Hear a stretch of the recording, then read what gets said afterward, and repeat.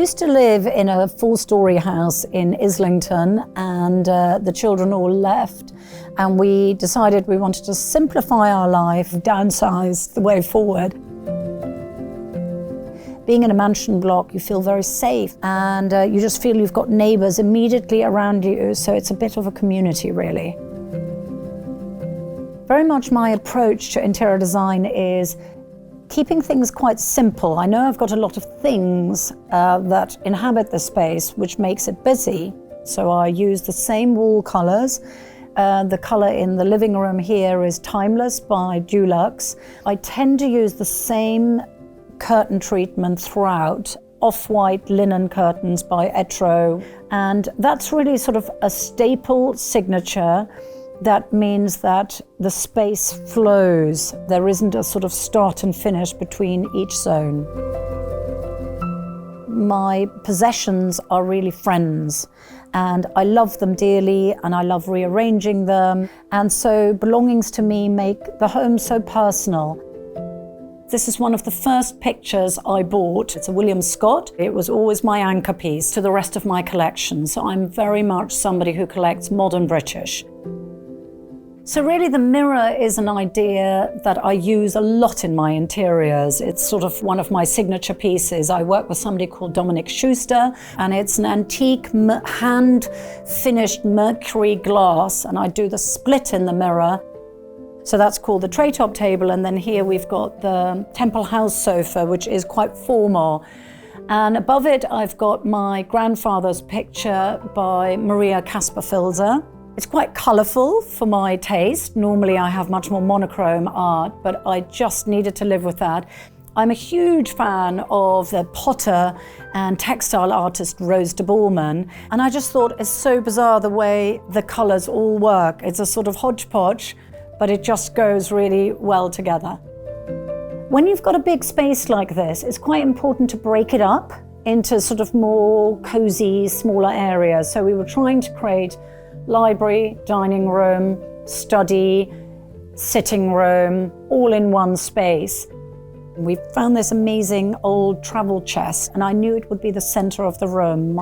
I've got a little bit of a Kettle's Yard medley. So I've obviously got my Bible, A Way of Life by Jim Eade. I've got my collection of pottery by Seth Cardew. I've got my John de Pauli sculpture of a dancer, Anna Margaret Mellis house, which she made on Mull. I've always got a big sort of dried flower arrangement on it because it sort of divides the space. Here is a great place for me to clutter away on the walls. I've got lots of my pictures, so I'm a big Hockney fan. I love Brian O'Casey, I love Ben Nicholson, which I'm so lucky to have. Here for the dining room, I found this wonderful Italian refectory table. I bought it in Lawford's, and then I thought I need to lighten it up a bit. And so I've got these 60s Cheska chairs by Marcel Breuer. That's really part of my new collection, which is called the Woven Collection. We weave in Sudbury with a very, very old weaving house, and it's my greatest joy at the moment.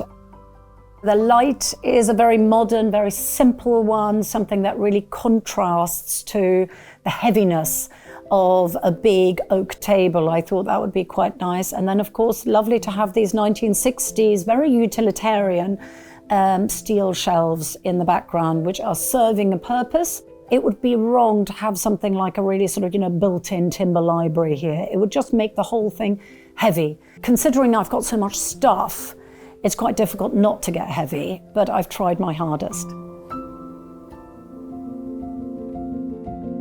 So this is my study, and this is a hub of operations, really.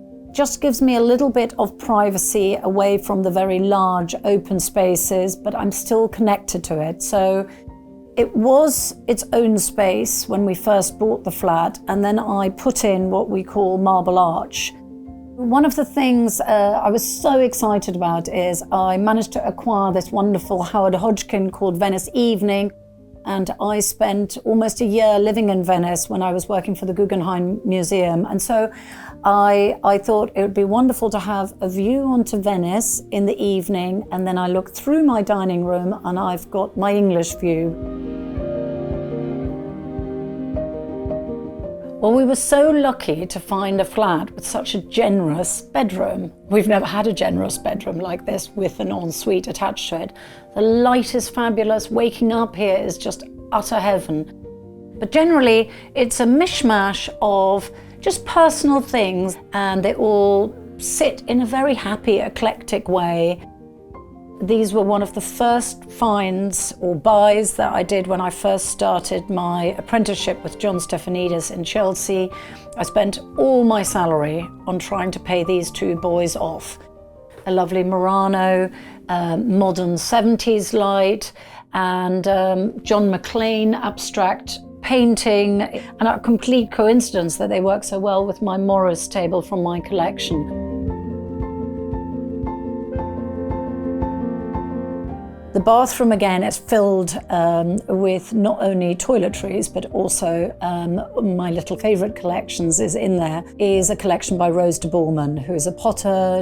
And on the wall, I've got a lovely, very simple drawings by Roger Hilton, which are very minimal outline drawings of bodies, and I think that's quite fitting in a bathroom. I asked my friend Mariana Kennedy, and she creates these lovely trellises.